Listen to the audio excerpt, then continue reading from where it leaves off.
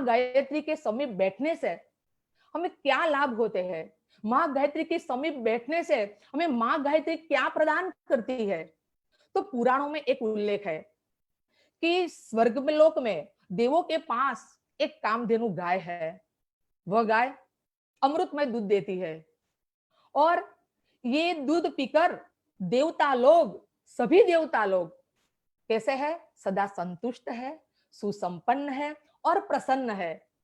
और यह गाय की एक विशेषता है, यह गाय की विशेषता यह है कि जो कोई उसके पास अपनी कामना लेकर जाता है तो उसकी कामना पूर्ण हो जाती है। यही कल्प वृक्ष समान कामधेनु गाय उसके नजदीक पहुंचने वालों की हर एक मनोवांछा पूर्ण करती है। तो भाइयों बहनों, वो स्वर्ग लोक की कामधेनु गाय है ना, वही हमारे भूलोक की माँ गायत्री है। दिव्य स्वभाव वाला व्यक्ति यदि जो माँ गायत्री की उपासना करता है तो वो भी देवों की तरह सदा संतुष्ट, प्रसन्न और सुसंपन्न भूलोक में रहते हुए भी हो जाता है। तो इसलिए हमें गायत्री उपासना करनी चाहिए। भाइयों बहनों, माँ गायत्री को कल्पवृक्ष कहा है। कल्पवृक्ष यानी कि जिसकी इच्छाओं में बैठते ही हमारी इच्छाएं पूर्ण होती है, हमारी कामनाएं पूर्ण होती है। माँ गायत्री को पारसमणि कहा गया है क्योंकि लोहे जैसे हमारे अंतःकरण को माँ स्वर्ण जैसा शुद्ध बनाती है। माँ गायत्री को ब्रह्मास्त्र कहा गया है। ब्रह्मास्त्र का प्रयोग कभी व्यर्थ नहीं होता। वैसे किसी की भी गायत्री साधना निष्फल नहीं हो सकती। और गुरुदेव ने बताया है कि बेटा, जितनी तुम्हारी आवश्यकता होगी, जितनी तुम्हारी पात्रता होगी, जितनी जो तुम्हारे लिए उचित है, जो तुम्हारे लिए लाभदायी है, वही माँ गायत्री तुम्हें प्रदान करती ही है। और माँ गायत्री की उपासना, माँ गायत्री की कृपा ऐसे अनायासी भी हमें प्राप्त नहीं होती। ये माँ की कृपा प्राप्त करने के लिए भी गुरुदेव ने 3 सूत्र बताए हैं। और वो 3 सूत्र कौन से हैं? तो पहली है श्रद्धा, प्रज्ञा और निष्ठा। जब तीनों जागती है तो मीरा के साथ गिरधर नाचते हैं। भाइयों बहनों, माँ काली परमहंस के हाथों से भोजन लेती है। और खुशी की बात तो यह है कि माँ गायत्री परम पूज्य गुरुदेव से पूछती है कि बोल बेटा, मैं तेरे लिए क्या करूं। बस इन श्रद्धा के बल पर परम पूज्य गुरुदेव ने इतना बड़ा गायत्री परिवार खड़ा किया है। भाइयों बहनों, माँ गायत्री की उपासना हम किसके लिए करते हैं? अपने लिए करते हैं। तो माँ गायत्री हमें क्या प्रदान करती है? तो माँ गायत्री हमें आध्यात्मिक और भौतिक दोनों सुख प्रदान करती है।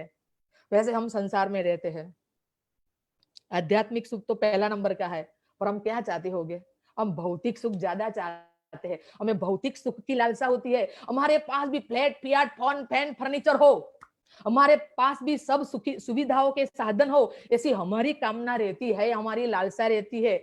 तो माँ गायत्री को पता है कि संसार के मानव को क्या चाहिए। तो आध्यात्मिक सुख और भौतिक सुख, दोनों सुख माँ प्रदान करती है। भाइयों बहनों, एक आदर्श माँ होती है ना, वो अपने बच्चे को एकांगी विकास में फैलाना नहीं चाहते, उसका सर्वांगी विकास करना चाहती है। उसे क्या करती है?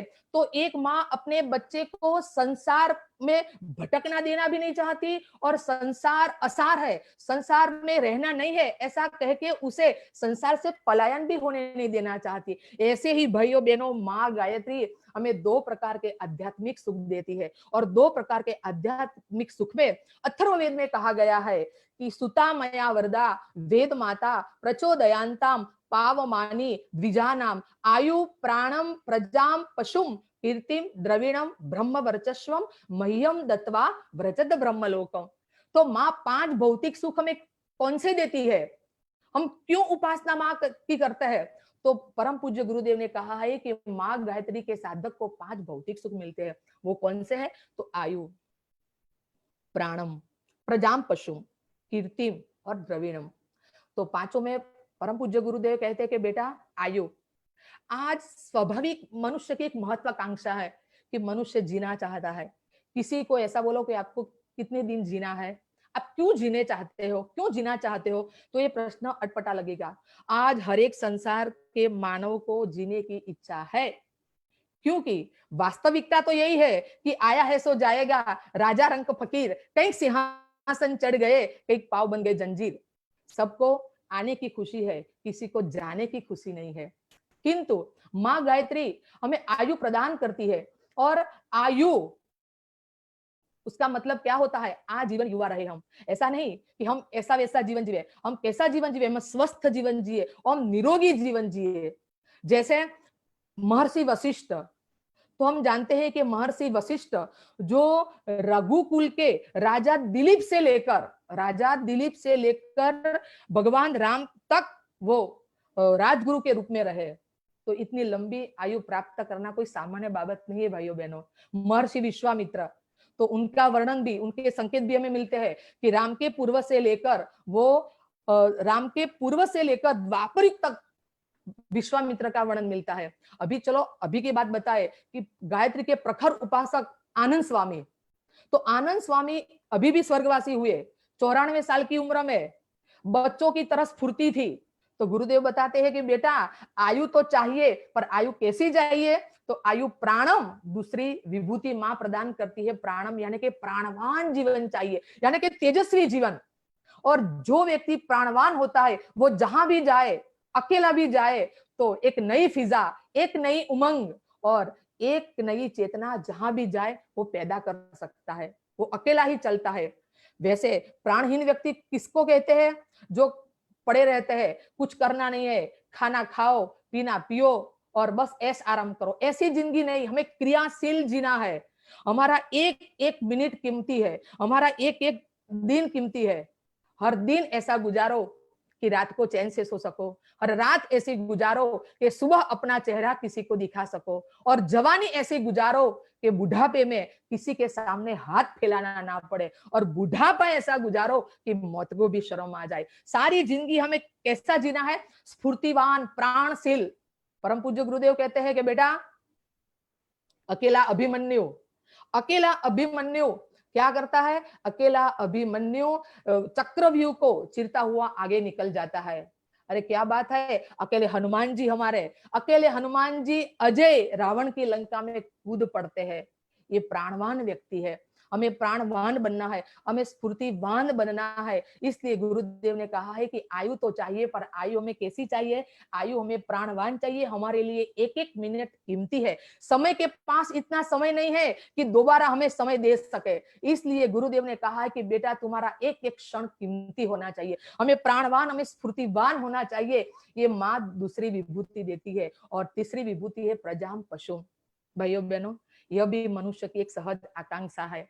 कौन सी आकांक्षा है, कि अपनों के बीच रहना चाहता है, अपने स्वजनों के, अपने आत्मजनों के, अपने परिजनों के बीच रहना चाहता है। तो माँ गायत्री उनको प्रजा भी देती है। पशु का मतलब पहले के जमाने में ऐसा था भाइयों बहनों, आप लोग जानते हैं कि पहले के जमाने में जिसके पास ज्यादा गाय होती ना, उसको हम धनवान मानते थे। तो गोधन, बाजी धन, हस्ती धन, ये सब धन की गिनती में थे। तो इसलिए माँ गायत्री हमें प्रजाम पशु भी देती है। पर लेकिन परम पूज्य गुरुदेव कहते हैं कि बेटा हमारे पास हमारे कितने परिजन है, आज हमारे पास हमारी प्रजाम पशु कितनी है पता है, आज देश विदेश में हमारे करोड़ों अनुयायी है, वही हमारी प्रजा है, वही हमारी पशु है। तो परम पूज्य गुरुदेव कहते हैं कि ये हमारा परिवार है। हम लोग अपने स्वजनों के बीच रहना चाहते हैं, तो माँ गायत्री हमें एक तीसरी विभूति भी प्रदान करती है। भाइयों बहनों, चौथी विभूति है माँ गायत्री हमें चौथी विभूति कौन सी प्रदान करती है, तो ये है कीर्ति। कीर्ति यानी कि यश। यहाँ लोकेशना की बात नहीं हो रही है, लोकेशना की तो निंदा की गई है, किंतु यश, जो सत्पुरुष थे, जो महापुरुष थे, वो अपने स्वार्थ के लिए नहीं पर परमार्थ के लिए इतना अच्छा जीवन जिए कि आज उनका यश, उनकी कीर्ति इतनी फैली है कि हजारों लोग उनमें से प्रेरणा लेकर महान बनते हैं। सभी लोग महापुरुषों को देख नहीं पाते। जैसे गांधी जी ने हरिश्चंद्र को देखा नहीं था, लेकिन हरिश्चंद्र की कीर्ति इतनी थी तो उनमें से प्रेरणा लेकर महात्मा गांधी सत्य के साधक बन गए। भाइयों बहनों, यही है कीर्ति। और एक छोटी सी बात बताऊं, आज हम परिजन लोग बैठे हैं तो हम अभिमान नहीं करते, हम कुछ ऐसा नहीं बोलते, पर ऐसा तो बताओ कि आज हम जब गुरुदेव से जुड़े हैं तो हमारा यश, हमारी कीर्ति, चार दीवारी में रहते तो आज हमें कौन जानता, आज मुंबई में मनु भाई को कौन जानता, आज किस वरुण भाई को कौन जानता, आज हमें कौन जानता, क्योंकि हमें जो यश मिला, हमें यश की ऐसी कामना नहीं, लेकिन हम गुरुदेव के यश के भागीदार बने। क्यों बने? गुरुदेव से जुड़े तब हम बने। तो भाइयों बहनों, गायत्री उपासक को यश यानी कि कीर्ति प्रदान होती है। और पांचवी विभूति माँ क्या प्रदान करती है? वो तो माँ वो प्रदान करती है कि द्रविणम, द्रविणम यानी कि धन। धन की किसको आवश्यकता नहीं है? सुख संपत्ति घर आवे, सुख संपत्ति घर आवे, कष्ट मिटे तनिका, ओम जय जगदीश हरे। धन की कितनी आवश्यकता है मैं बताने की जरूरत नहीं है। आज सभ्य समाज भी और सभ्य नागरिक भी धन के लिए क्या कुछ नहीं कर सकता। परम पूज्य गुरुदेव कहते हैं कि बेटा, जो गायत्री उपासक है उसको कभी भी धन की कमी नहीं रहती है। जब हमने मथुरा में सहस्त्र कुंडी यज्ञ किया तब धन की आवश्यकता थी। हमने किसी भी धनपति के पास कुछ नहीं मांगा, सार्वजनिक अपील भी किसी को नहीं की, पर इतना धन कहां से आया, जो आयोजक थे उनको भी पता नहीं चला कि इतना धन कहां से आया। और जितना धन आया, जितना जितना धन आया उसका खर्च हुआ, उनसे ज्यादा गुनी रकम तो बच पाई। भाइयों बहनों, धन की कमी सच्चे साधक को कभी नहीं होती है। आनंद स्वामी ने अपने उपयोगिता के लिए कभी एक भी पैसा दक्षिणा स्वीकार नहीं किया है। महर्षि वशिष्ठ गुरु एक संकेत मात्र से उनके एक संकेत मात्र से संपदा के ढेर लग जाते थे। तो यही है द्रविणम यानी कि धन। भाइयों बहनों, यह 5 भौतिक सुख हमको माँ गायत्री प्रदान करती है। 5 भौतिक सुख, आयु, प्राणम, प्रजाम पशुम, कीर्तिम और द्रविणम। 5 सुख हमें माँ गायत्री प्रदान करती है भौतिक। अब 2 सुख देती है माँ, और वो है आध्यात्मिक सुख। आध्यात्मिक सुख ये, लेकिन यह तो एक बात है कि 5 सुख प्राप्त करके मनुष्य अपना श्रेष्ठ और संतुलित जीवन जी सकता है, लेकिन माँ गायत्री की गति यहाँ रुकती नहीं है। माँ गायत्री हमें क्या प्रदान करती है? एक दुर्लभ विभूति प्रदान करती है, और वो दुर्लभ विभूति है ब्रह्म वर्चस्व। भाइयों बहनों, ब्रह्म और वर्चस्व, ब्रह्म का अर्थ है अध्यात्म और वर्चस्व का अर्थ है विज्ञान, जिसमें अध्यात्म और विज्ञान का समन्वय होता है। ब्रह्म वर्चस्व व्यक्ति वो कैसी होती है? ये विभूति दुनिया की सबसे, जितनी भी महान विभूतियां हैं उनमें से सबसे महत्वपूर्ण जो शक्ति की जाती है, कही जाती है, तो वो यही है, यही ब्रह्म वर्चस्व शक्ति है। और ब्रह्म वर्चस्व मनुष्य महाशक्तिमान ब्राह्मी चेतना से जब जुड़ जाता है, जब जुड़ जाता है, तब वो एक देव मानव और महामानव के रूप में विकसित होता है। भाइयों बहनों, ब्रह्म वर्चस्व व्यक्ति यानी कि मनुष्य असंभव कार्य को भी संभव कर सकता है। महात्मा आनंद स्वामी समग्र भारत के नहीं, लेकिन समग्र विश्व के आर्य समाज के महान संत हो गए। कैसे हो गए? जब बचपन में, जब छोटे थे, तब सभी लोग उसको महामूर्ख समझते थे उनको, पर जब पशु चराने जाते थे तो सबके मार सहन करने पड़ते, सबके अपमान सहन करने पड़ते थे। ऐसी जिंदगी से तंग आकर उन्होंने आत्महत्या करने का विचार किया, आत्महत्या करने पर उतारू हो गए। लेकिन जब आत्महत्या करने निकले तब बीच में एक महात्मा संत मिल गए और उन्होंने कहा कि बेटा, माँ गायत्री का आंचल पकड़ लो, माँ गायत्री की उपासना करो, तुम्हारे सब दुख दर्द सब दूर हो जाएंगे। और घर पे आए और गायत्री उपासना प्रारंभ की। भाइयों बहनों, सुबह में 3 बजे उठते थे, अपनी चोटी में रस्सी बांधकर रस्सी छत पे बांध देते थे, और जब नींद आती और मस्तक झुकता तो झटका लगता। ऐसी कठिन उपासना से माँ गायत्री की कृपा हुई और भारत के नहीं लेकिन विश्व के महान संत हो गए। माँ गायत्री ब्रह्म वर्चस्व प्रदान करती है। परम पूज्य गुरुदेव कहते हैं कि बेटा, ब्रह्म वर्चस्व जिस ऋषि के पास थे, उस ऋषि के आश्रम में गाय और सिंह दोनों साथ में रह लेते थे। महान बड़े बड़े सम्राट राजा भी उनके सामने झुक जाते थे। जब विश्वामित्र, पहले तो कौन थे, वो तो क्षत्रिय थे, विश्वरथ राजा थे, लेकिन जब वशिष्ठ के आश्रम में आए तब तो राजा थे। जब वशिष्ठ के आश्रम में आए तब उनका प्रभाव देखकर, उनकी आक्ता स्वाक्ता देखकर उनके मुंह में से निकल गया धिक बलम क्षत्रिय बलम ब्रह्म तेजो बलम बलम। और तब से माँ गायत्री का शरण पकड़ लिया और वशिष्ठ गुरु बन गए, ब्रह्मर्षि बन गए। विश्वरथ राजा क्षत्रिय थे, लेकिन गायत्री उपासना से उन्होंने ब्रह्म वर्चस्व प्राप्त किया। गुरुदेव कहते थे कि बेटा, हमारे पास भी ब्रह्म वर्चस्व की शक्ति थी, इसलिए तो हमारे एक वाक्य से कई लोगों की जिंदगियां बदल गई, कितने लोगों की जिंदगी की दिशा बदल गई। एक छोटी सी संकल्प में इतने बड़े बड़े महान कार्य हमसे होते थे। वो किस कृपा थी? तो माँ गायत्री के ब्रह्म वर्चस्व की शक्ति थी हमारे पास। भाइयों बहनों, सातवीं विभूति यानी कि दूसरी विभूति माँ गायत्री अध्यात्म की जो हमको प्रदान करती है, और वो है वजत ब्रह्मलोकम। शरीर न रहते हुए माँ हमें कहाँ ले जाती है? माँ हमें ले जाती है ब्रह्मलोक में ले जाती है।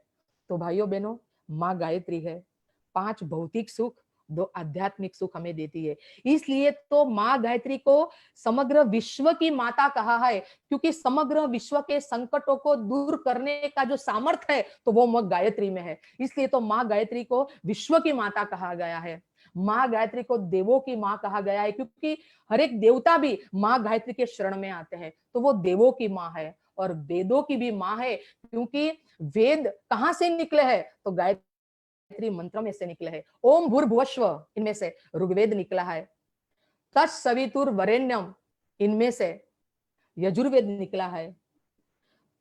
ओम भूर्भुवस्व तत्सवितुर्वरेण्यम भर्गो देवस्य धीमहि, इनमें से सामवेद निकला है। और धियो यो न प्रचोदयात्, इनमें से निकला है अथर्ववेद। इसलिए माँ गायत्री को तो वेदों की माँ कहा गया है। ऐसी माँ गायत्री का शरण, ऐसी माँ की उपासना हम हर रोज, हम नित्य करते हैं।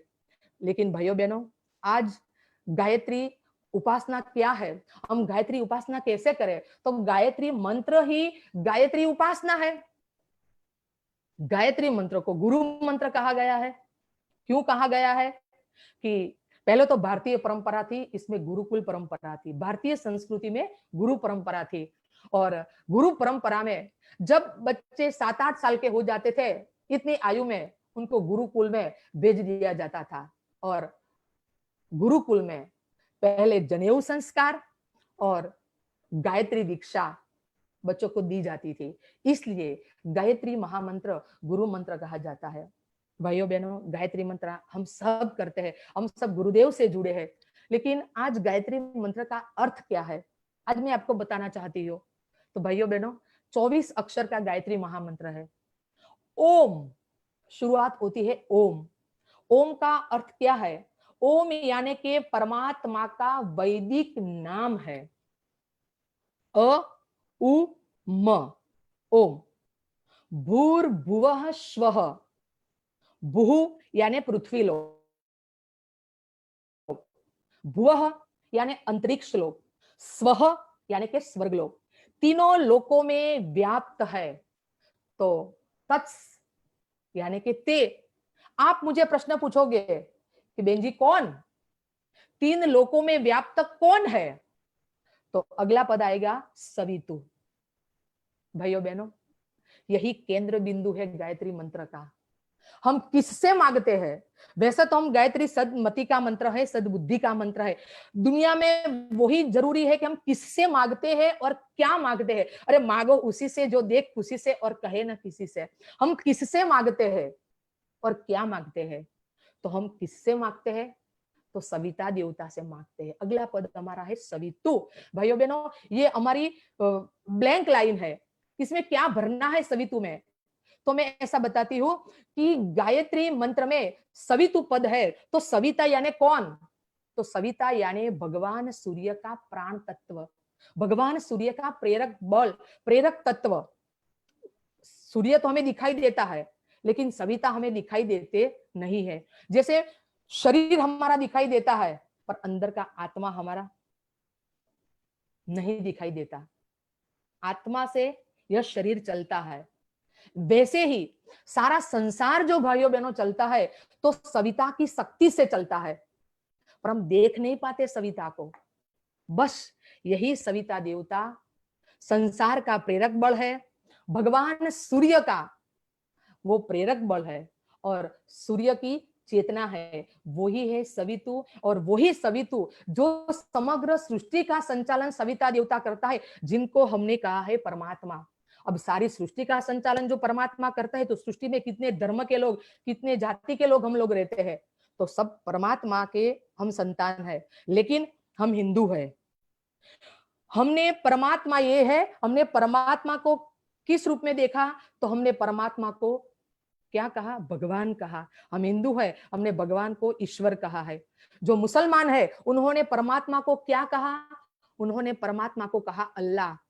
क्रिश्चियन हो तो उन्होंने कहा गॉड, यानी कि परमात्मा तो निराकार है, दुनिया की एक ही शक्ति है और वही शक्ति निराकार है, लेकिन अपने अपने धर्म के लोगों ने उनको अपना अपना नाम दिया। तो हम तो हिंदू है, हमने अपने परमात्मा को क्या कहा, हमने अपने परमात्मा को ईश्वर के रूप में चुना है।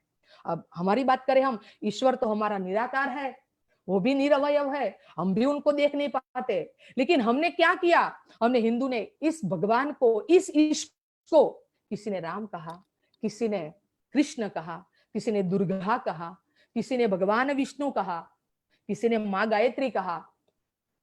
तो भाइयों बहनों, यही पद यही है कि यहाँ सवितु पद में हमारे जो इष्ट देवता है, आप राम को मानते हो, आप कृष्ण को मानते हो, जिनको भी मानते हो, इनका ब्लैंक लाइन में सवितु पद की जगह पे हम किससे मांगना चाहते हैं, यही पद यहाँ हमें भरना है कि हम परमात्मा को मां गायत्री के स्वरूप में देखते हैं। क्योंकि जो परमहंस है, तो परमहंस थे, रामकृष्ण परमहंस परमात्मा को भजते थे, लेकिन उन्होंने परमात्मा को किस रूप में देखा, परमात्मा को मां काली के स्वरूप में देखा। अपने गुरुदेव ने परमात्मा को किस स्वरूप में देखा, भगवान को किस स्वरूप में देखा, तो मां गायत्री के स्वरूप में देखा है। तो इसलिए हम हमारे इष्ट देव का नाम रखते हैं। इसलिए गायत्री मंत्र बिन सांप्रदायिक मंत्र है भाइयों बहनों, दुनिया की विश्व की हर एक व्यक्ति गायत्री मंत्र कर सकती है, क्योंकि गायत्री मंत्र गायत्री माता का मंत्र नहीं है, उस परमात्मा का मंत्र है कि जो परमात्मा सबका है। और इसलिए अब हम अपना इष्ट देव है उसका नाम रखते हैं। हम तो परिवार के हैं, हम तो गायत्री माता का नाम रख के आगे हम चले ना। अब सवितु पद समझ में आ गया कि वो है परमात्मा, जिसका इष्ट देव जो है वो इष्ट देव का नाम रख के अब आगे चले हम। तो सवितु या बाद में है वरेण्यम, हमारा इष्ट देव है, तो हमारा इष्ट देव कैसा होगा, श्रेष्ठ ही होगा, वर्ण करने ही योग्य होगा। हाँ, वर्ण करने ही योग्य होगा।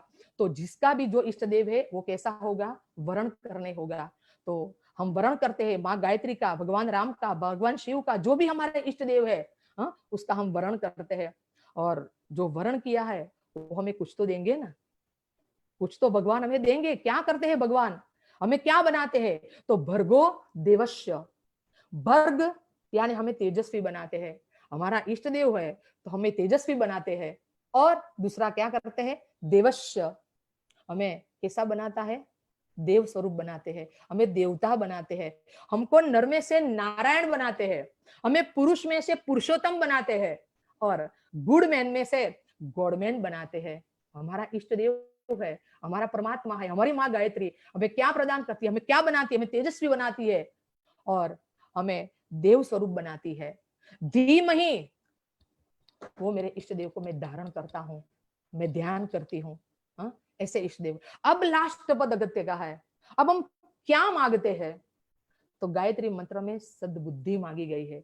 धियो यो न प्रचोदयात, धी यानी बुद्धि, यो यानी कि जे, यानी कि इष्ट देव के लिए विशेषता है कि ये जो हमारे इष्ट देव है, धी यानी कि हमारी, धी यानी कि बुद्धि, नह, नह यानी कि हमारी। गायत्री मंत्र हमें इसलिए पसंद आता है कि अकेली मेरी बुद्धि नहीं, अकेले मेरे परिवार की बुद्धि नहीं, लेकिन मेरे समाज की, मेरे राष्ट्र की, मेरे देश की, मेरे विश्व की, सबकी बुद्धि। यो, जे, नह, हमारी, मेरी नहीं हमारी बुद्धि को प्रचोदयात, सन्मार्ग तरफ ले जाए। तो भाइयों बहनों, गायत्री महामंत्र सद्बुद्धि का मंत्र है, सन्मति का मंत्र है। गांधी बापू ने ट्रांसलेशन क्या किया है पता है? ईश्वरी अल्लाह तेरो नाम, सभी को सन्मति दे भगवान। सबको सन्मति दे भगवान, तू अल्लाह हो या ईश्वर हो। आज सद्बुद्धि किसको नहीं चाहिए? दुनिया के हर एक व्यक्ति को सन्मति चाहिए। चाणक्य कहते थे कि भगवान मेरा सब कुछ छीन लेना, पर एक मेरी बुद्धि मेरे पास रहने देना, क्योंकि सद्बुद्धि की आवश्यकता आज दुनिया के हर एक व्यक्ति को है, और जिसके पास सद्बुद्धि है उसके पास ही बल है। इसलिए गुरुदेव कहते हैं कि बेटा जीवन में बुद्धि की आवश्यकता है। हमारे पास जो सद्बुद्धि है तो हमें पग पग पर हमें इसकी आवश्यकता पड़ती है। गुरुदेव ने बताया है कि बेटा एक वृद्धा कुमारी थी, वृद्धा यानी के 60 साल की होगी, और कुमारी इसलिए कि उसकी शादी नहीं हुई थी। तो अब वृद्धा कुमारी थी, देवता की उसने उपासना की, देवता प्रसन्न हो गए और देवता ने कहा कि बेटा एक वरदान मांग लो। वृद्धा कुमारी ने क्या मांगा? वृद्धा कुमारी ने मांगा कि भगवान मुझे एक वर देना चाहते हो तो ऐसा वर दो, मैं अपने पुत्र को सोने के पालने में झूलता हुआ सोने के कटोरे में दूध भात खाता देख सकूं मैं। एक वरदान था। इसमें कितना मांग लिया? इसमें तो वृद्धा थी तो शादी होगी तो सुंदरी हो जाएगी ना, तो सुंदरी हो गई और क्या हो गया? विवाह हो गया, बच्चा हो गया। अब सोने का पालना कब होता है? सोने का पालना, सोने का कटोरा कब होता है? जब वो धनवान होगी। तो एक ही वरदान में कितना मांग लिया। यह सद्बुद्धि। एक करोड़पति व्यक्ति भी जब सद्बुद्धि होता है तो महान बन सकता है, लेकिन जो मानव के पास जो सद्बुद्धि नहीं है तो उसका परिणाम कैसा होता है? तो परम पूज्य गुरुदेव ने प्रज्ञा पुराण में बताया कि एक पिता, एक पत्नी और एक पुत्र, दोनों ने भगवान शिव को प्रसन्न किया और भगवान ने तीनों को एक एक वरदान दिया कि आप एक एक वरदान मांगो। सारे परिवार में 3 लोगों के पास परिवार में 3 वरदान थे। तो भगवान ने कहा पहला वरदान कौन मांगता है? Ladies first.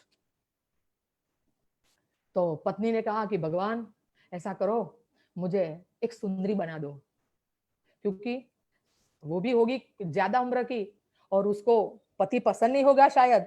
तो वैसा बोलती थी कि अब मुझे रहना नहीं है, अब नगर का जो राजकुमार निकलता था तो उसके साथ में चली जाऊं। तो भगवान ने कहा तथास्तु। तो वो तो 16 साल की सुंदरी बन गई और चलने लगी। तभी भगवान ने कहा कि अब पति की बारी आई, आप वरदान मांगो। तो पति ने देखा, ओ हो, ये तो जा रही है राजकुमार के साथ, भगवान ऐसा करो उसको बकरी बना दो। तो भगवान ने उसको क्या बना दिया? बकरी बना दिया।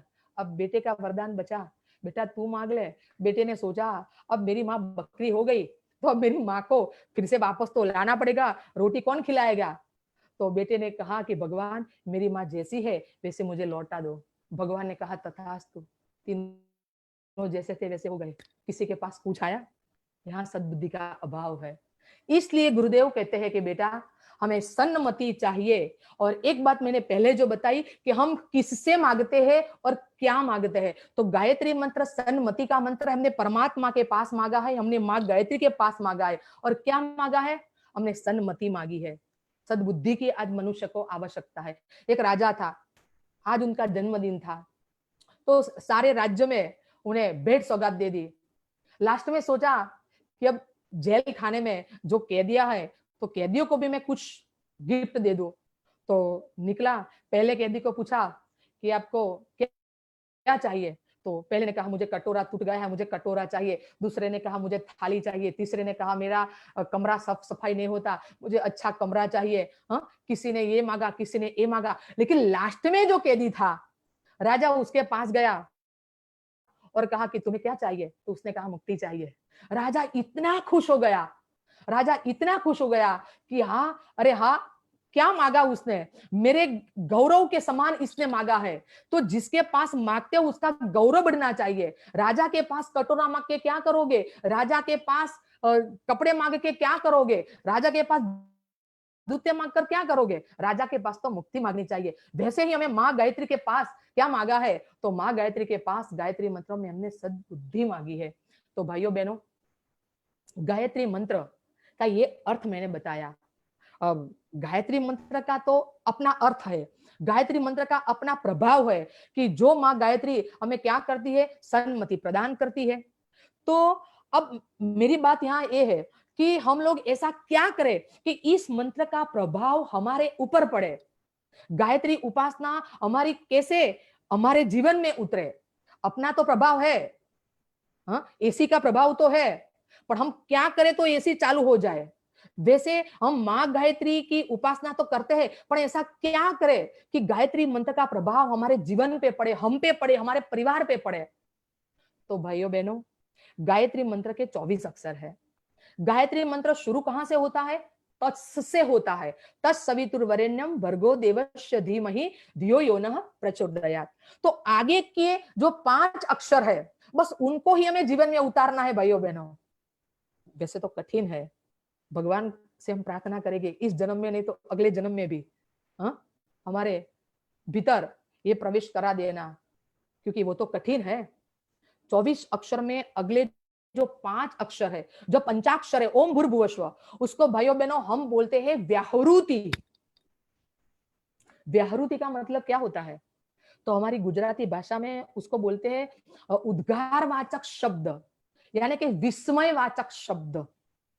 सोचो, विस्मयवाचक किसको कहते हैं? सुनो, हम ऐसा बोले कि राम आओ, असर नहीं पड़ेगा। हे राम आओ, हे राम, अरे राम, तो वो हे अरे वो कैसे शब्द है, विस्मयवाचक शब्द है। हम उसको दिल से पुकारते हैं। हम जब हे बोलते हैं, हम अरे बोलते हैं, राम तो हम दिल से नहीं बोलते। हे राम आओ, हे से हमारे हृदय में एक उमंग बढ़ती है, हमारे हृदय एक भावना अच्छी होती है। तो वैसे गायत्री मंत्र की जो व्याहृति है उसको उद्गारवाचक शब्द बोलते हैं। बस यही व्याहृति को हमें जीवन में उतारना है भाइयों बहनों। इसमें से पहला अक्षर तो है ओम। ओम को तो हमने जान लिया कि परमात्मा का एक वैदिक नाम है। अब है भू, भुवः, स्वः। अब 3 अक्षर है। वैसे तो भूर भुवः स्वः, लेकिन अक्षर को जोड़ते हैं तो 3 है, भूहु भुवः स्वः, जिनको हमने पहले अर्थ में क्या कहा, पृथ्वी लोक कहा, अंतरिक्ष लोक कहा और स्वर्ग लोक कहा। पर अब उसका भावार्थ हम समझते हैं। भू यानी उसका मतलब होता है प्राण स्वरूप। परमात्मा कैसा है, परमात्मा प्राण स्वरूप है, परमात्मा प्राण देने वाला है। तो जो व्यक्ति गायत्री उपासना करती है तो उसके जीवन में क्या आना चाहिए, तो ईशावास्यम इदम सर्वम यत् किंच जगत्याम जगत तेन त्यक्तेन भुंजिता मां गृध कस्यस्वित् धनम। समग्र सृष्टि में ईश्वर व्याप्त है, सर्वम खलु इदम ब्रह्म, सारी सृष्टि में परमात्मा है। जो मेरी अंदर परमात्मा है वो ही सबके अंदर परमात्मा है। जो मुझ में राम है वो तुझ में राम है, जो तुझ में राम है वो मुझ में राम है। सभी व्यक्तियों, सभी के अंदर मेरा गुरुदेव बैठा है। मैं किससे द्वेष करूं, मैं किससे ईर्ष्या करूं, मैं किसको अपना दुश्मन मानूं, क्योंकि इसके अंदर भी मेरा गुरुदेव बैठा है, मेरा ही ईश्वर बैठा है। जब ऐसी सम दृष्टि हो जाए तो उसको बुहु कहते हैं। क्योंकि परमात्मा प्राण स्वरूप है तो हमें भी प्राण स्वरूप बनना है, हमें भी किसी के प्राणाधार बनना है। हमें किसी के प्राण नहीं लेने हैं, हमें किसी के प्राण नहीं लेने हैं, और हमें जीवन में कभी अहिंसा रखनी है, हमें कभी हिंसा नहीं करनी है। हम किसी के प्राण के आधार बन सके। और इसलिए परम पूज्य गुरुदेव ने कहा है कि जिस दिन बुह भू अपने हृदय में उतर जाएगा तो सब दृष्टि हो जाएगी। सर्वम खलु इदम ब्रह्म, कौन मेरा दुश्मन है, कोई मेरा दुश्मन नहीं है, सब में अंदर मेरे ही ईश्वर का प्राण तत्व बैठा हुआ है। कस्तूरी कुंडल बसे मृग ढूंढे बनुमाय, ऐसे घट घट राम है, जान सके तो जान रे मनवा, जान सके तो जान। घट घट में एक ही राम है, तत्र क मोह तत्र कह शोक। मैं किसका मोह करूं, किसका शोक करूं, सब मेरे ही है। यह बुह का अर्थ है भाइयों बहनों। ये जब जीवन में उतर जाए तो बुवह बाद में आता है बुवह। जो मनुष्य बुह को समझ लेता है वो बुवह को पा लेता है। गुरुदेव ने बताया है, भुवः को जो समझ लेता है वो भुवः को प्राप्त कर लेता है। तो भुवः का अर्थ क्या है? भुवः का अर्थ है हमारा परमात्मा कैसा है, तो हमारा परमात्मा दुख नाशक, हमारा परमात्मा दुख नाशक है। दुखों की कोई गिनती होती है? दुनिया में हर एक व्यक्ति दुखी है। मत सोचो कि हम सब सुखी है। कबीर जी ने तो बोल दिया है ना, भूप दुखी अवधूत दुखी, दुखी रंग विपरीत, कबीर कहे ये सब दुखी, सुखी एक मन जीत, कबीरा सुखी एक मन जीत। भूप दुखी, राजा भी दुखी है, अवधूत संत भी दुखी है, सन्यासी भी दुखी है। ऐसा मत सोचो कि बाबा बन गए तो अब अच्छा हो गया, अब कुछ करना नहीं है, खाना पीना है, नहीं। कितने हमारे चेले हुए, कितना हमारा लंबा आश्रम हुआ है, उनकी भी चिंता रहती है। तो वो भी हमारे लिए एक दुख की बात ही है। रंग तो बेचारा दुखी है ही, गरीब तो दुखी है, और धनवान भी दुखी है। ऐसा मत सोचो कि बंगले वाले बहुत सुखी है, फ्लैट फियाट फोन वाले भी बहुत सुखी नहीं है। उसको पूछो कि उनको भी रात को सोने के लिए कंपोस्ट की गोली खानी पड़ती है। दुनिया में सब दुखी है, सुखी एक मन जीत, जिसने अपने मन को जीत लिया है वो दुनिया में सुखी है। इसलिए गुरुदेव बताते हैं कि बेटा दुखी की कोई गिनती नहीं होती है। लेकिन जब भुव का अक्षर हम बोलते हैं, भुव शब्द हम बोलते हैं, तो हम ऐसा सोचेंगे कि हमारा परमात्मा हमारे दुख को दूर कर देगा। और भाइयों बहनों, विश्वास रखो, ये पल भी बीत जाएगी। दुनिया में कोई सुखी नहीं है।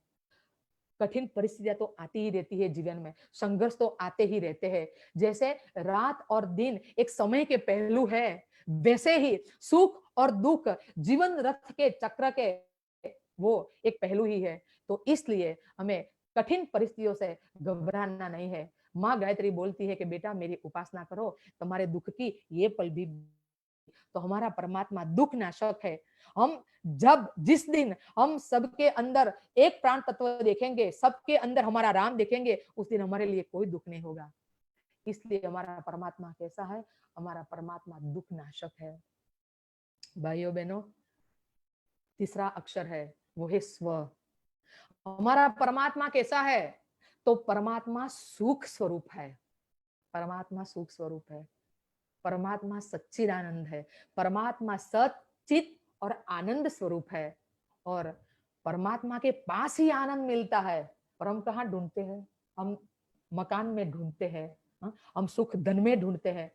बाजार में निकले तो कितनी भी दुकानें हैं, उसमें बोर्ड में लिखा होता है कि यहाँ दवाइयाँ मिलती है, यहाँ मिठाइयाँ मिलती है, यहाँ कपड़े मिलते हैं, यहाँ जूते मिलते हैं। कहीं कोई दुकान पे ऐसा बोर्ड देखा कि यहाँ आनंद मिलता है?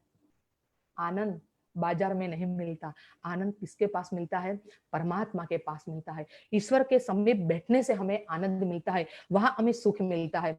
परमात्मा तो सच्चित आनंद स्वरूप है, पर इसकी कृपा हम पर, उनकी कृपा हो तब मिलेगी। खजाने में तो चाहे कितने भी रत्न है, लेकिन खजाने वाला हम देंगे, देना चाहे तब हम हमें रत्न मिलते हैं ना। वैसे ही परमात्मा तो आनंद स्वरूप है, लेकिन उसकी बिना, उसकी कृपा बिना हमें आनंद भी नहीं मिल सकता। हम हर रोज गाते हैं ना, विधाता तू हमारा है, तू ही विज्ञानी दाता है।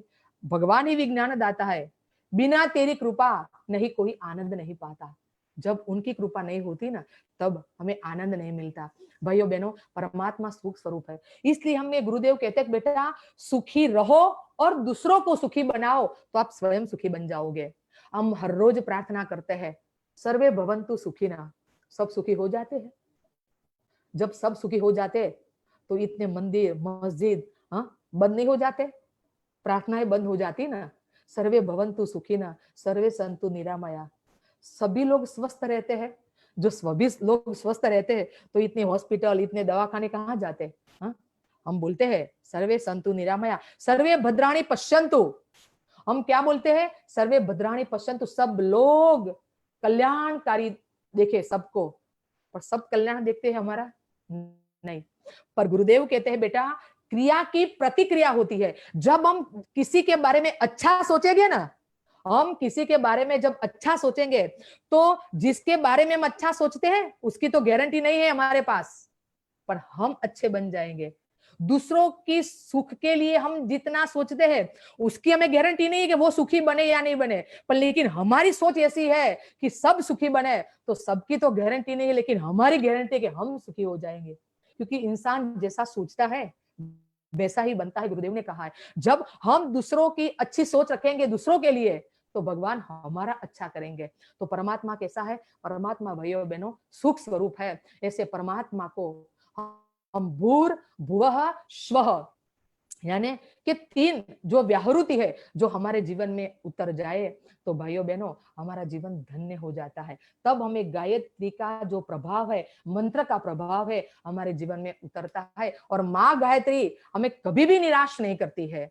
माँ गायत्री की उपासना करने वाला साधक जो सच्चे हृदय से और दिव्य स्वभाव वाला, आहार विहार को देखने वाला और निर्मल स्वभाव वाला इंसान जब गायत्री उपासना करता है, तो माँ गायत्री अपने साधक को कभी निराश नहीं करती। भाइयों बहनों, माँ गायत्री हमें कहती है कि बेटा आओ, लेकिन सच्चे हृदय से आओ, शुद्ध भावना से आओ, पवित्र भावना से मेरे पास आओ।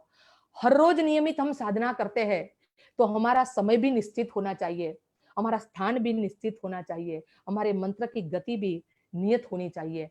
और माँ गायत्री कभी निराश नहीं करती है।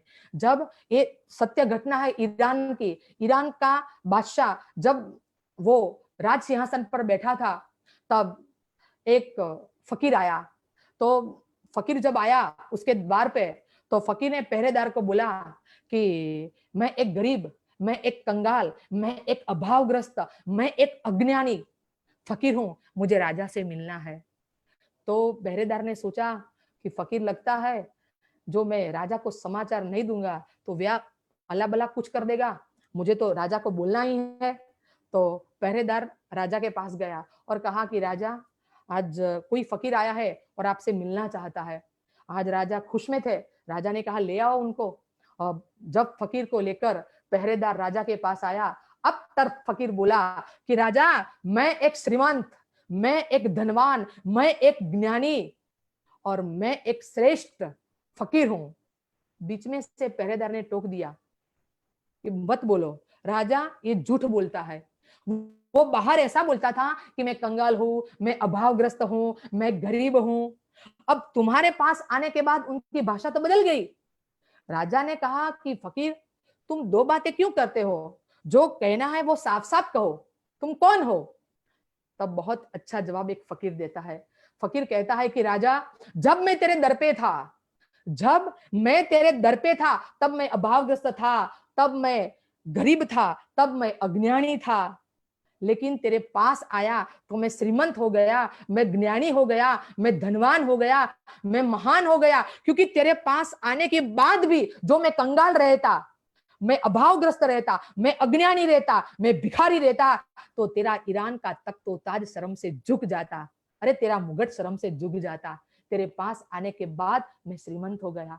तो भाइयों बहनों, एक राजा के पास पहुंचने से एक फकीर क्या से क्या बन जाता है। तो हमने जिसका पल्लू पकड़ा है वो तो माँ गायत्री है। हाँ? तो माँ गायत्री के पास बैठने से हमें क्या नहीं मिलता? हर दिन माँ गायत्री की कृपा, हर रात माँ गायत्री की कृपा हम पर बरसती है। लेकिन माँ गायत्री हमारी जो पात्रता है, हमारे लिए जो योग्य है, हमारे लिए जो उचित है, माँ गायत्री हमें प्रदान करती है। तो भाइयों बहनों, यह है गायत्री उपासना में गायत्री मंत्र का अर्थ। अब एक प्रश्न सबका रहता है कि भी गायत्री उपासना तो हम करते हैं, लेकिन कोई ऐसा बोलते कि स्त्रियों से गायत्री मंत्र नहीं होता है। तो भाइयों बहनों, विश्वामित्र ने घोषित किया है कि गायत्री महामंत्र दुनिया की हर एक व्यक्ति कर सकती है। इसमें स्त्री भी है, पुरुष भी है। कई लोग ऐसा कहते हैं कि गायत्री मंत्र शापित है। भाइयों बहनों, वशिष्ठ और विश्वामित्र, उनका शाप लगा हुआ है, सभी लोग बोलते हैं। कई लोग से हमने बात भी की। तो वैसे उनके समाधान के 2 पहलू है। एक बात तो यही है कि गायत्री मंत्र, उस पर वशिष्ठ और विश्वामित्र का शाप की जो बात है, वो एक प्रतीक है, वो एक प्रतीक है। क्योंकि गायत्री महामंत्र वो व्यक्ति, कोई अवतारी चेतना ही कर सकती है। क्योंकि जो वशिष्ठ हो, वशिष्ठ यानी कि सभी इंद्रियों को जिसने वश में किया है, और जो विश्वामित्र हो, यानी कि जो समग्र विश्व का मित्र बने, वो व्यक्ति गायत्री मंत्र को बाहर निकाल सकता है। वैसे दूसरी बात यही है कि लोग कहते हैं कि गायत्री मंत्र लॉक है, क्योंकि वेद हमारे 4 है। ये गायत्री मंत्र ऋग्वेद का मंत्र है। ऋग्वेद के 10वें मंडल में 62वें सूक्त में 10वां मंत्र है।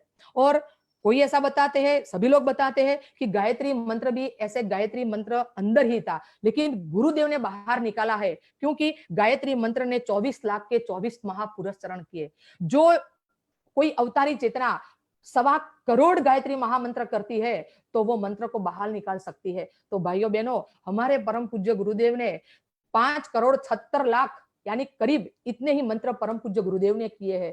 तो गुरुदेव ने गायत्री मंत्र को जन जन तक पहुंचाया, जो बंद था। इसलिए गुरुदेव कहते हैं ना कि यज्ञ और गायत्री माता को मुक्ति हमने दिलाई है, यानी कि गायत्री मंत्र को मुक्ति हमें दिलाई है। इसलिए गायत्री मंत्र आज जन जन तक पहुंच गया है। इसलिए हमें गर्व करना है भाइयों बहनों। तो गर्व किस पर करना है? परम पूज्य गुरुदेव पर करना है। हमें अभिमान यदि जो करना है, तो हमें अभिमान यही करना है कि हम कौन है? हम पंडित श्री राम शर्मा आचार्य के शिष्य है। इसलिए हमें गर्व होता है कि गायत्री महामंत्र हमने गुरुदेव ने आज जन जन तक परम पूज्य गुरुदेव ने पहुंचाया है। भाइयों बहनों, आज जो विषम परिस्थिति चल रही है, तो सभी की नजर आज गायत्री परिवार पे है। सच बताऊं तो, क्योंकि हम जयघोष में बोलते हैं 21वीं सदी उज्जवल भविष्य। सब लोग बोलते हैं कि तुम्हारे गुरुदेव कहते हैं कि 21वीं सदी उज्जवल भविष्य, अब क्या होगा, अब क्या होगा? गुरुदेव ने कहा है कि बेटा होगा तो सतयुग, 21वीं सदी उज्जवल भविष्य, सतयुग आएगा। पर कैसे आएगा, कब आएगा, वो हमें पता है। और भाइयों बहनों, गुरुदेव ने तो युग निर्माण करके ही रखा है। जब महाभारत का युद्ध पूरा हुआ ना, तब अर्जुन भगवान कृष्ण के पास गए और बोले कि मैंने कितने महारथियों को मारा, मैंने विजय प्राप्त कर लिया। तब भगवान कृष्ण ने कहा कि बर्बरिक से पूछो कि तुमने कितने महारथियों को मारा। भाइयों बहनों, बर्बरिक कौन था? भीम का पौत्र था। भीम का पुत्र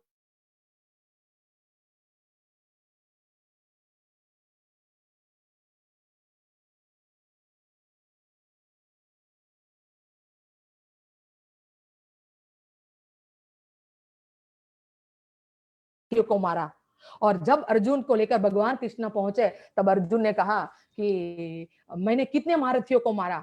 तब बर्बरिक बोलता है, बर्बरिक क्या कहता है? बर्बरिक कहता है कि अर्जुन, मैंने ऐसा देखा है, तुमने कितने महारथियों मारा? तो सुनो, मैंने जो रणभूमि में देखा है ना, तो मरने वाला भी कृष्ण था और मारने वाला भी कृष्ण था, लड़ने वाला भी कृष्ण था और लड़ाने वाला भी कृष्ण था। मैंने कृष्ण के अलावा रणभूमि में किसी को देखा ही नहीं है। तब अर्जुन को पता चला कि विजय मेरी नहीं है, मैं तो निमित्त मात्र हूं। विजय तो किसकी है? विजय तो भगवान कृष्ण की है। यदि राम चाहते तो रावण को एक क्षण में भी मार डालते, लेकिन भगवान राम ने यश किसको दिया? भगवान राम ने यश वानरों को दिया। भाइयों बहनों, कृष्ण ने यश किसको दिया? ग्वालों को दिया, गोप बालों को दिया। ऐसे एक परम पूज्य गुरुदेव हमें यश देना चाहते हैं।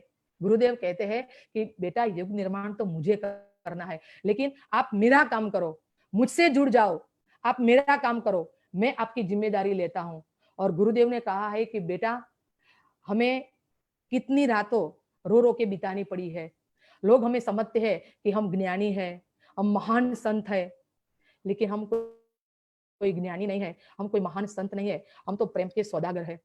हमने कितनी वेदना सहन की है। हमारा एक ही सपना है कि हमें नवयुग लाना है। और हमने तुम पर आशा रखी है कि आप मेरे बच्चे हो, आप मेरे लाडले हो, सतयुग लेकर आओ, क्योंकि मुझे आपको यश देना है। परम पूज्य गुरुदेव ने कहा है कि बेटा, जब एक बच्चा मेला नहीं देख सकता तो बाप उसे कंधे पे बिठा के मेले की सैर कराता है, वैसे मैं भी आपको अपने कंधे पे बिठाकर सारी दुनिया की सैर कराऊंगा। लेकिन आप मेरा काम करो, मुझसे जुदा मत होना। एक भी परिजन जब गुरुदेव से अलग होता है तो गुरुदेव को बहुत कष्ट होता है। गुरुदेव ने कहा कि बेटा, मैं गया हूं? मैं कहीं नहीं गया हूं, मैं तो आपके पास हूं। आप मुझे सुबह देख लो, शाम देख लो, मैं तुम्हारे सामने ही खड़ा हूं, मैं कहीं नहीं गया हूं। मैंने जो तप किया है ना, वो मैंने लिए, खुद के लिए मैंने तप नहीं किया। मैंने जो तप किया है, मैंने अपने बच्चों के लिए तप किया है। मैं अपने तब मैं ऐसा कहता हूं कि जब एक बच्चा माँ के गर्भ में होता है तब सारी जायदाद का मालिक हो जाता है। वैसे तुम मेरे बच्चे हो, तुम मेरा काम करो और मेरे पास हक से मांगो। मैंने जो तब किया है उसका भागीदार आप हो। हक से मांगो। आपको जब भी दुख पड़े, जब भी दर्द हो, तब आप मुझे पुकारो, मैं आने के लिए तैयार हूं। लेकिन मेरी एक ही इच्छा है कि आप मेरे श्रवण हो, आप मुझे जन जन पहुंचाओ। आप मुझे ऐसा सोचो कि मुझे पूजने की जरूर नहीं है, लेकिन मुझे पढ़ने की जरूर है। तो इसलिए परम पूज्य गुरुदेव ने हमें ये गायत्री उपासना दी है। भाइयों बहनों, मैंने तो गुरुदेव को देखा नहीं है।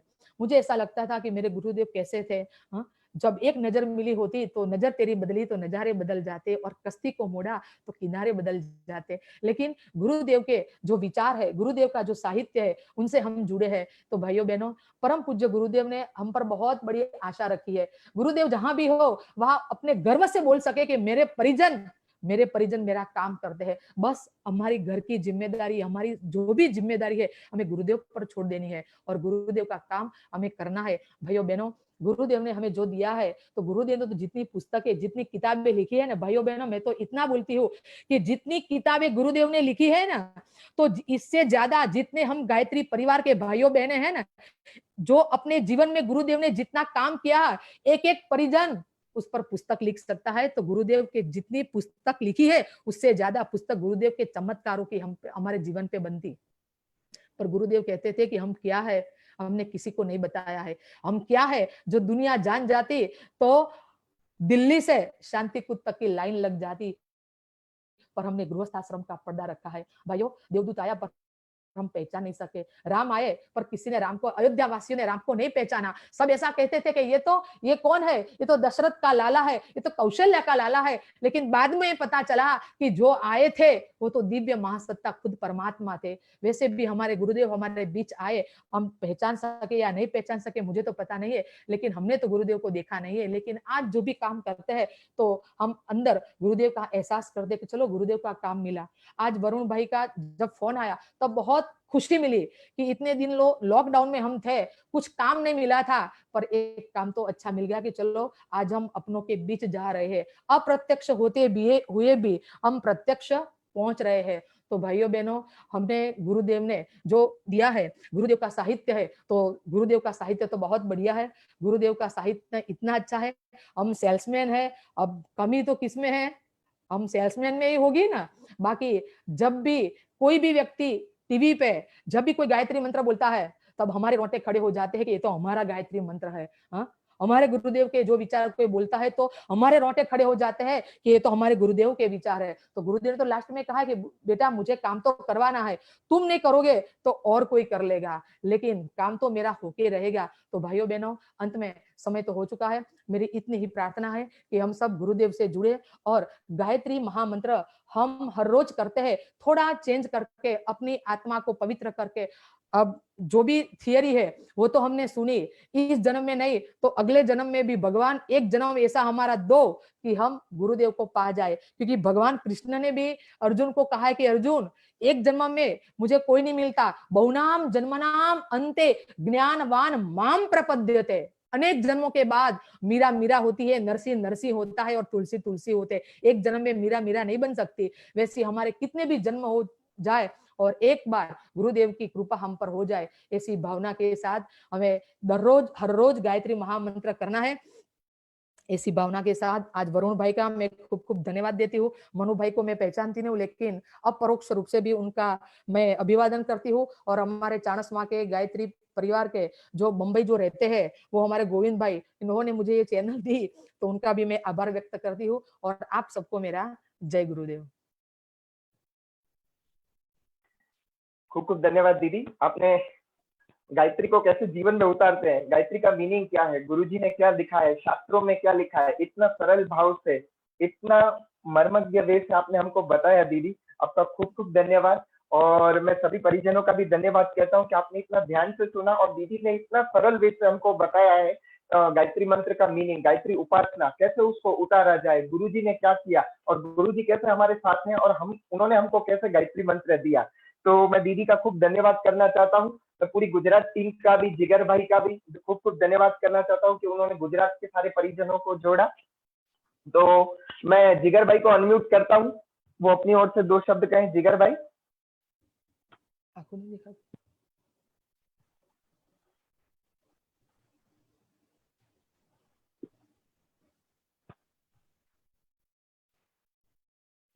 जिगर भाई लगता है। मैं परिजनों के प्रश्न पहले ले लेता हूँ। जिन भी परिजनों के प्रश्न है वो अपना हैंड रेज कर सकते हैं, या आप अपना हैंड रेज कर सकते हैं ऐप के थ्रू, या चैट के थ्रू अपना क्वेश्चन भेज सकते हैं। परिजनों के मैसेज आ रहे हैं कि ये लेक्चर की रिकॉर्डिंग आपको मिल जाएगी। ये मुंबई अश्वमेध के यूट्यूब चैनल पर मिल जाएगी, और ये मुंबई अश्वमेध के फेसबुक चैनल पर भी आपको, ये अभी भी लाइव चल रहा है। कई परिजन इसको फेसबुक पे भी लाइव देख रहे हैं देश विदेश के, और आपको इसको मुंबई अश्वमेध चैनल पर मिल जाएगा, और मुंबई अश्वमेध के यूट्यूब चैनल पर भी मिल जाएगा। तो इसकी रिकॉर्डिंग हमने पूरी की है और यूट्यूब पे अपलोड कर देंगे, और फेसबुक पे अवेलेबल है। तो जो भी परिजन प्रश्न पूछना चाहते हैं, जो हैंड रेज किए हैं, उनको मैं अनम्यूट करता हूँ। तीर्थ जी, आपको मैं अनम्यूट कर रहा हूँ, आप अपना प्रश्न पूछ सकते हैं। तीर्थ जी। हेलो। हाँ, पूछिए।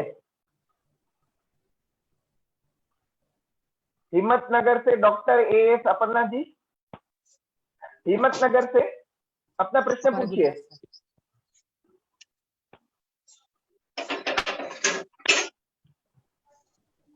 हाँ, पटेल जी, डॉक्टर एएस पटेल जी, अपना प्रश्न पूछिए, आपको अनम्यूट किया गया है, बोलिए।